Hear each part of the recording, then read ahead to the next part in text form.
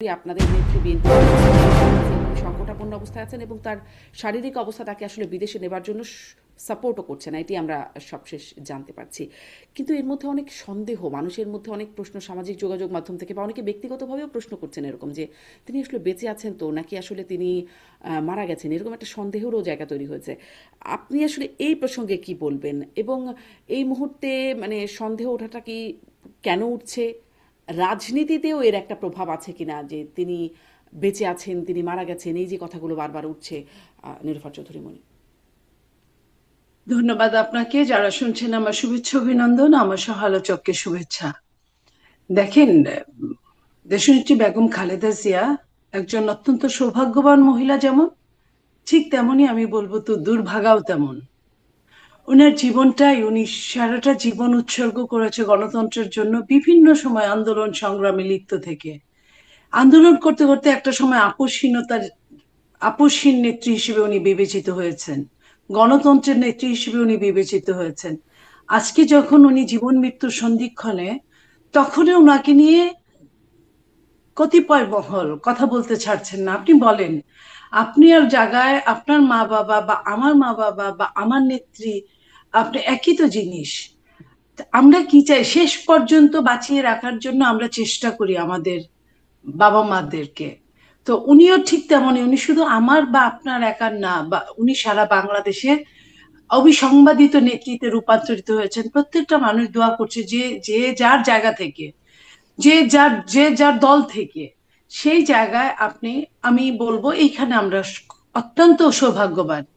কিন্তু যখন আবার রা- বাজে কথাটা উঠে যে উনি আছেন কি নাই, দেখেন, যদি না থাকেন, পৃথিবীতে কেউ চিরস্থায়ী হিসেবে থাকতে আসে নাই। ওনার যে বয়স হয়েছে, ওনার উপর যে অত্যাচার নিপীড়ন গিয়েছে, তাতে ওনার সমস্ত অর্গানগুলো অনেক অনেক অনেকের চেয়ে দুর্বল। হ্যাঁ, 110-20 বছরের মানুষও কিন্তু সঠিকভাবে থাকতে পারলে ভালো থাকেন। শুধু বেঁচেই থাকেন না, ভালো থাকেন না, আমরা উন্নত দেশগুলোতে দেখি। ওনারও তো সঠিকভাবেই থাকার কথা। কিন্তু ওনার উপর দিয়ে যে দুঃসময়টা গিয়েছে, দুঃসময়ের জার্নিটা তাকে অনেকটাই কুরে কুরে খেয়ে ফেলেছে। সেইখানে ওনার অবস্থা উম, খারাপ, এটা সবাই জানে।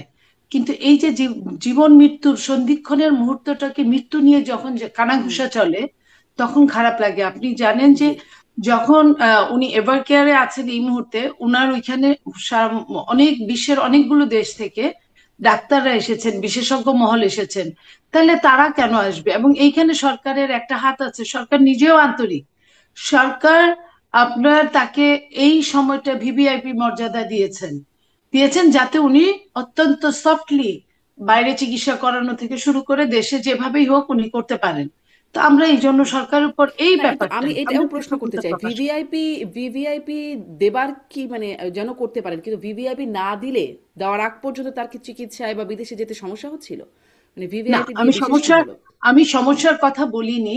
মানে বিশেষ সমস্যা কি হলো? হচ্ছিল হ্যাঁ। না এই মুহূর্তে, কিন্তু ভিভিআইপি দেওয়ার ফলে হয়েছে কি, এটা অনেকটাই তাকে সফটলি হ্যান্ডেলিংটা করা যাবে, যদি যদি ইচ্ছা থাকে। যেমন ধরেন, আপনার হেলিকপ্টারের যে মহড়াটা দেখলাম, হেলিকপ্টারের ব্যবস্থা করে রেখেছে স্ট্যান্ড বাই, সেটা হলো যে যদি তাকে ওই এয়ার অ্যাম্বুলেন্সে নেওয়া হয়, তাকে মানে অ্যাম্বুলেন্সে ওই জায়গা পর্যন্ত, এয়ারপোর্ট পর্যন্ত নেওয়া সম্ভব না, তখন তাকে হয়তো হেলিকপ্টারে নিয়ে যাবে। এই জিনিসটা তো আগে পেত না, ওইভাবে পেত হুম। না। যেটা সরকার তার হুম। অনেকটা দায়িত্ব নিয়েছে, ওইখানে অনেক মানুষের ভিড় আরো বাড়তো। তাতে কি হতো, একটা আরেকটা হইচই হতো। ওইটা একটা হসপিটাল, সেই হসপিটালের উপর তো আরো অনেক রুগী আছে, উনি একাই রুগী না। এগুলো সবকিছু মিলে আমরা বা আমাদের দল কখনোই চায় না অন্য কারো, আমাদের নেতা নেত্রীর জন্য অন্য কারো কোনো প্রবলেম হোক। তো সেই জায়গাটায় আমরা ওই জায়গার কথাটা জি। বলেছি যে আমরা জি। কৃতজ্ঞ নীলুফার ওইখানে। চৌধুরী বনি স্পষ্ট। আমি শামীম আমি পাটোয়ারির কাছে আমি আমি যাবার আগে লাইনটা আপনি শেষ করি, আরেকটা আমি লাইন লাইনটা শেষ জি। করি। সেটা আচ্ছা। হচ্ছে যে, তাহলে এই ধরনের কথা যেহেতু যখন আসে, তখন সরকার কিন্তু আমাদের সরকার না, মানে বিএনপি সরকার না। হুম। এবং যে ডাক্তারগুলা, তারাও বিএনপি ডাক্তার না। তাহলে এই কথাগুলা, এভার কেয়ারের ডাক্তার আছে, তাদের সঙ্গে অনেকের আত্মীয়তা আছে, তারা তো নর্মালি জানতে পারে। তাহলে এই ধরনের কথাটা কেন আসবে? হুম। জি, একদম স্পষ্ট। কিন্তু আপনার কাছে এটাও একটু জানতে চাই নীলুফার চৌধুরী মনি যে মানে বেগম জিয়া এইরকম একটা অবস্থায় আছেন, জীবন মৃত্যুর সন্ধিক্ষণে বলা চলে, এবং তারেক রহমানও ফিরছেন না, ফিরতে পারছেন না। সেটি তিনি স্পষ্টও করছেন যে কেন ফিরতে পারছেন না সেটিও আবার বলতে পারছেন না। সম্ভব হলে এটা সম্পর্কে একটু পরে যদি সামারি থাকে শুনবো। কিন্তু মানে এই যে একটা অবস্থা, আপনাদের প্রধান দুই নেতারই এইরকম একটা অবস্থায় আছে, আপনাদের দল কি সংকটে? নীলোফার চৌধুরী, আপনার কাছ থেকে এটা ছোট্ট করে শুনে আমি জি শামীম জি, পাটোয়ারির কাছে আমি যেতে চাই। আবার আবার একটু বলেন। আমি জানতে চাইছিলাম যে আপনার দল কি কোনো সংকটে আছে, যে বেগম জিয়া যিনি প্রধান নেতা জীবন মৃত্যুর সন্ধিক্ষণে, তারেক রহমান শীর্ষ নেতা, তিনি দেশে ফিরছেন না, ফিরতে পারছেন না কোনো এক স্পর্শকাতর বিষয়ে, যেটির বিষয়ে তিনি বলতেও পারছেন না।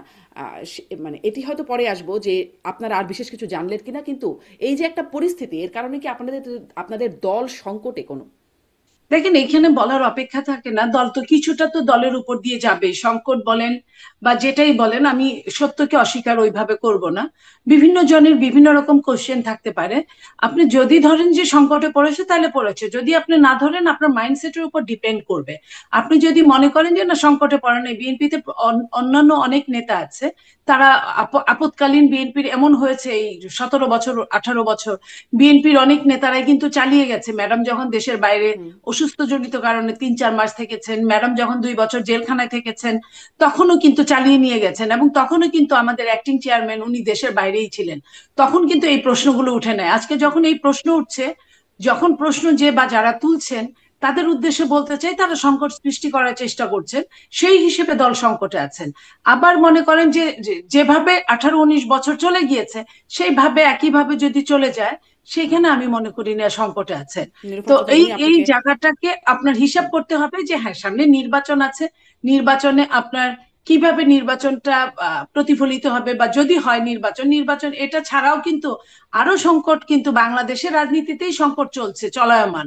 এই কারণে যে ইতিমধ্যে রিট হয়েছে আপনার নির্বাচনকে কেন্দ্র করে। ইতিমধ্যে আপনার একটা দল এনসিপি, তারা ঘোষণা দিয়েছে যে বলে না যে আকাশে বিদ্যুৎ চমকালো রাজা মৃত্যুবরণ করলো, বিদ্যুৎই রাজার মৃত্যুর কারণের মতো এনসিপি বলেছে দেশনেত্রী বেগম খালেদা জিয়া অসুস্থ, আপনারা বা তফসিল আরো 1 সপ্তাহ পিছিয়ে দেন। তো এই জিনিসগুলো তো আমরা চাইনি।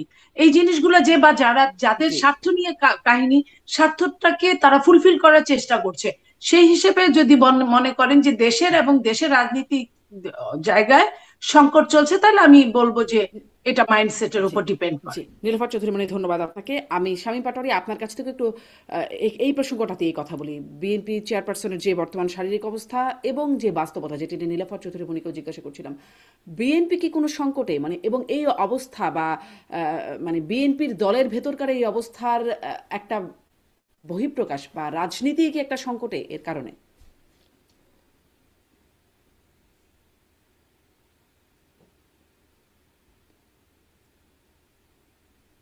শামীম পাটোয়ারি, আপনার ভিডিওটা অফ হয়ে গেছে মনে হয়। হ্যাঁ, আপনি শুনতে রাজনীতিতে পাচ্ছেন? অবশ্যই জি। একটা হুম, একটা সংকটে পড়বে তারা, কোন একটা দলের শীর্ষ নেতৃত্ব তাকে মানুষ দেখতে চাবে, নেতাকর্মী দেখতে চাবে, এবং যেখানে আওয়ামী লীগ নাই। যখন আওয়ামী লীগ ছিল তখন তার বিদেশে অবস্থানটা আন্ডারস্ট্যান্ডেবল ছিল। আওয়ামী লীগের পতনের পরেও ব্যাপারটা একই রকম রয়ে গেল। এটা একটু আমি মনে করি বেশ অনেকের মনে প্রশ্ন উদ্বেগ করেছে। বাট ওনার ওয়াইফ এসেছেন এবং পারিবারিক দায়িত্ব পালন করছেন, হয়তো বা দলীয় কোনো মেসেজও থাকতে পারে। তো সেদিক থেকে তো আমি মনে করি এইটা বড় সমস্যা না। প্রথম সমস্যা হচ্ছে বাংলাদেশ কোনো সুষ্ঠু নির্বাচনের দিকে যাচ্ছে না।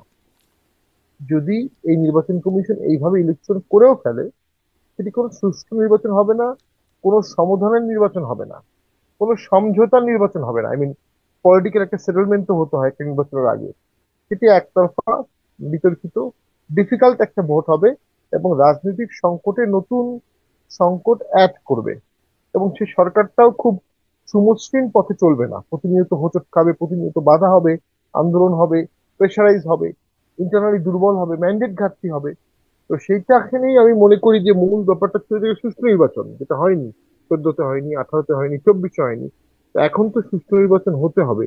সুষ্ঠু নির্বাচনের প্রথম শর্ত হলো inclusiveness, level playing field, fairness. সেই সমস্ত বিচারে আমার তো মনে হয় এই সরকার সুষ্ঠু নির্বাচন করতে সক্ষম না। একটা উদাহরণ দেই, দুইজন উপদেষ্টা নিজেরাই ভোট করতে আগ্রহী, কখনো এই আসন কখনো ওই আসন, কখনো এই আসনে 500 কোটি টাকা বরাদ্দ দিচ্ছে, কখনো ওই আসনে 500 কোটি দিচ্ছে। তারা এখনো পদত্যাগ করেননি, তারা এখনো অন্তর্বর্তী সরকারের অ্যাডভাইজার হিসেবে আছেন, গুরুত্বপূর্ণ মন্ত্রণালয়ে আছেন, স্থানীয় সরকার সবচেয়ে গুরুত্বপূর্ণ, হুম। ভোটে যেটা ইম্প্যাক্ট ফেলে। তো সেসব দেখে তো সুষ্ঠু, নিরপেক্ষ, অ্যাকাউন্টেবল ভোটের কোনো লক্ষণ আমরা দেখছি না কমপ্লিটলি। আরেকটি হচ্ছে বেগম জিয়ার বিষয়টি। অবশ্যই ডাক্তাররা এখানে যে ব্রিফিং দিচ্ছেন তার বাইরে আমরা কখনোই কিছু বলা উচিত হবে না। উনি একজন জনপ্রিয় নেত্রী, অনেকদিন উনি সাফার করেছেন, অনেকভাবে জেলে ছিলেন, আন্দোলন করেছেন বিভিন্ন সময়, 3বারের প্রধানমন্ত্রী, আল্লাহ ওনাকে সুস্থ করে তুলুক। আর এই বিষয়ে কোনো ধোয়াটে বা কোনো ধোঁয়াশার সুযোগ নাই। যেটি সাম্প্রতিক সময় আরেকটি দুঃখজনকই বলবো, সেটি হচ্ছে প্লট জালিয়াতি, প্লট দুর্নীতির মামলায় শেখ হাসিনা, শেখ রেহানা সহ অনেকেরই সাজা হয়েছে। তা হতে পারে, বাংলাদেশে অনেকবারই এমন হয়েছে। কিন্তু টিউলিপের নামে কোনো প্লট নাই।